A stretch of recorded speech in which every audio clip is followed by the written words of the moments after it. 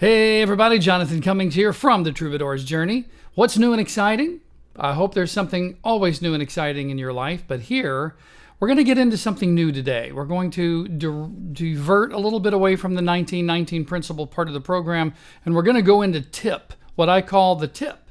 TIP stands for something very specific. It really has to do with finding your purpose or finding your overall primary objective. We're going to get into that right now on The Troubadour's Journey.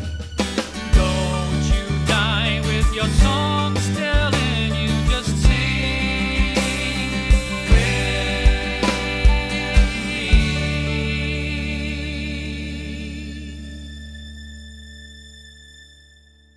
So what do I mean by TIP or TIP? TIP is an acronym that stands for talent, idea, or passion. Now, let me understand what I mean by that. But actually, before I go into that, let me just say this.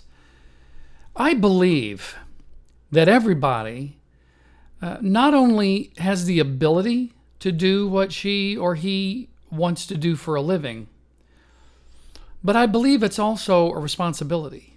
I also believe that you should do what you love to do for a living. And let me just explain that by using an illustration that I like to use. Suppose you were going to build a room addition on your home, and you had put out the bids, and you had it narrowed down to two different contractors. And contractor A and contractor B, they bid exactly the same amount. They look exactly the same on paper, and you really don't know how you're going to decide which one to choose. Well, you're going to go to their job sites and you're going to spy on them. Okay, so that seems like a logical way to do it. So you go to the job site of contractor A, and he gets out there with this crew and he goes, "Gentlemen, look at this beautiful slab of concrete. Look at these beautiful blueprints we have here.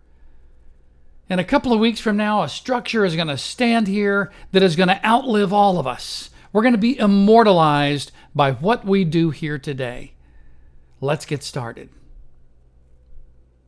And so then you go to contractor B's job site, and he's moping around the job site, looking on his phone every break, trying to find out what his next job is going to be, because he obviously doesn't like this one very much, right? And he's obviously just kind of not happy with what he's doing.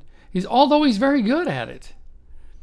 Now, isn't it self-evident? I'm not going to use the word common sense because, as you've learned in a previous video, I completely disagree with common sense. It's the stupidest idea on the planet. People who say, isn't it common sense? No. Just because 7 million people are doing something stupid doesn't mean that it's right just because it's common, okay? So, isn't it self-evident, though, which one of these two contractors is going to do the better job? I mean, obviously, it's the one who loves what he's doing. So the one who doesn't love what he's doing, he's not doing anything good for himself. He's not doing anything good for the people that he's working for. He's not doing anything good for the people that he's working with or the people that are working for him. It is a responsibility to do what you love to do for a living. So that whole idea really gets us into the TIP. Talent, idea, passion. Now let's talk about each one of these three things just a little bit. Talent, it's kind of obvious. Talent is what I have. I have a talent, and I have used that talent to earn my income. That's what I use to earn my income. I'm currently performing on 4 nationally performing shows. I do a lot of performances here locally. I do studio work. I teach sometimes. But it's all filtered through the fact that I love music. I love singing. I love playing the guitar. I love playing the drums. And that is my talent. And that is what I love to do. So I really don't ever have to work for a living because everything that I do is filtered through this thing that I love to do. My dad once told me this, another one of his what's going to be famous sayings. I was very young when he told me this. He said, "Find something that you love to do so much that you would pay someone else to let you do it. Step 2, figure out a way to make a living doing that. Right? Secret to life all of a sudden, right? So in a nutshell, that's the whole talent idea part of this. Now, also, I want to give you one more point on this.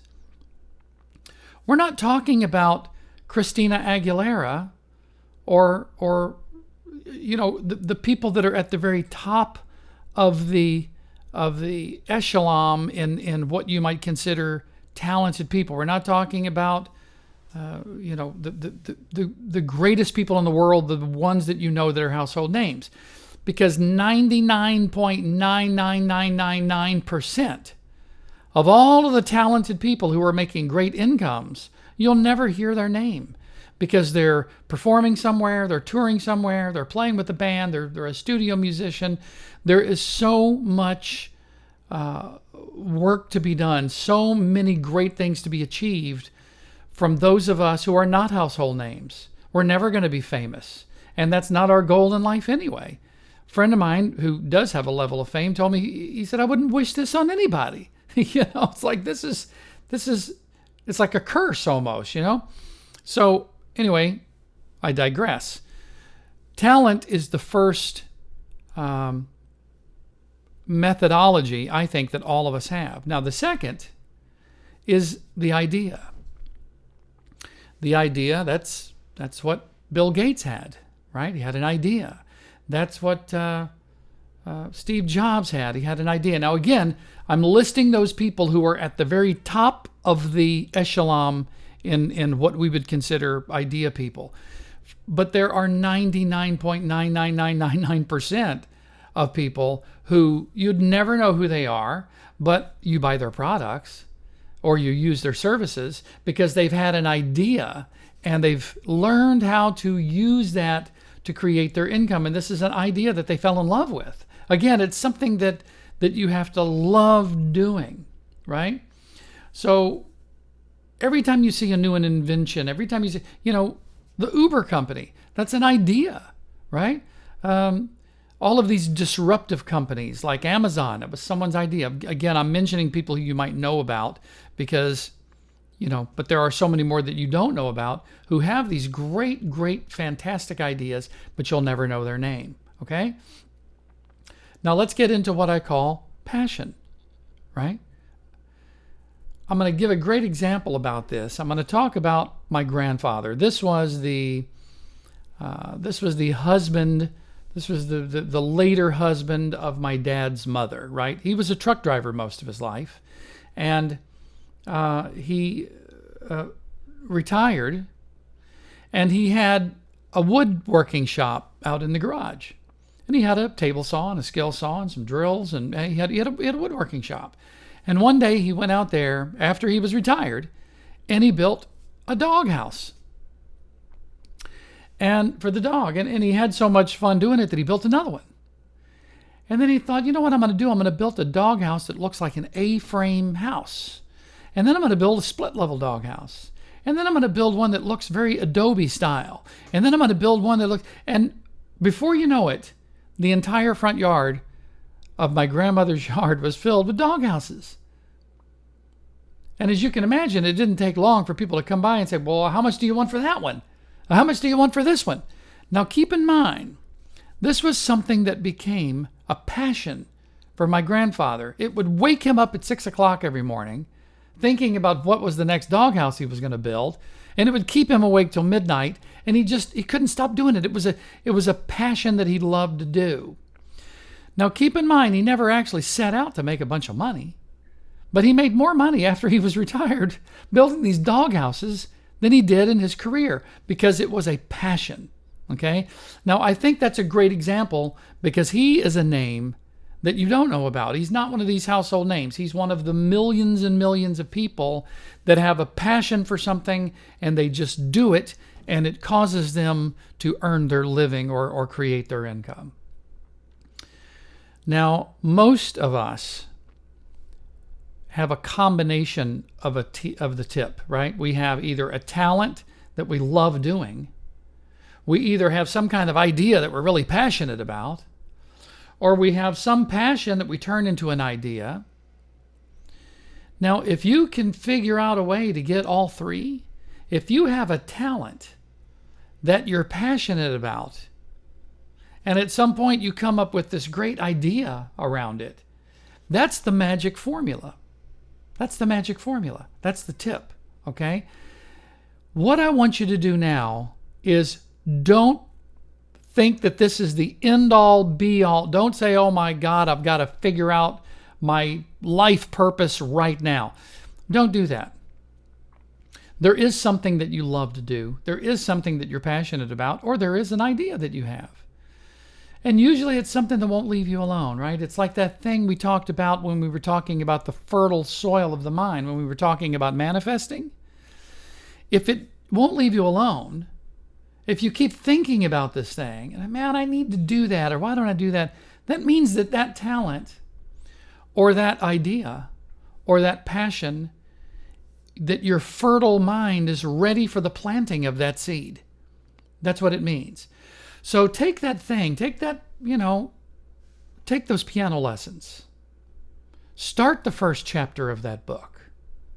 Write out that business plan, right?